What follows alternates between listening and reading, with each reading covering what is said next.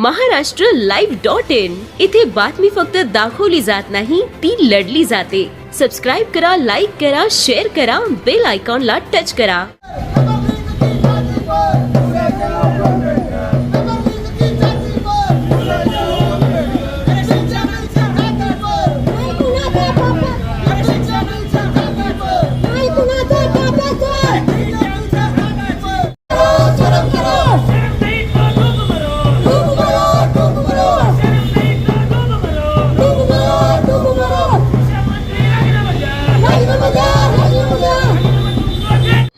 हे बघा, जर ऑनलाईन जर पेपर घेतला, जसं ते म्हणतात की एमपीसीचा पेपर घेतो आणि आजच मला वाटतं काल दादा भुसेंनी सभागृहामध्ये सांगितलं की हा पेपर फुटल्यामुळे आपण ऑनलाईन पेपर घेऊ। ऑनलाईन पेपर म्हणजे काय? तुम्ही टीसीएस, आयबीपीएस अशा कंपनीला तुम्ही टेंडर देणार आणि पुन्हा पेपर फुटला जाणार ऑनलाईन।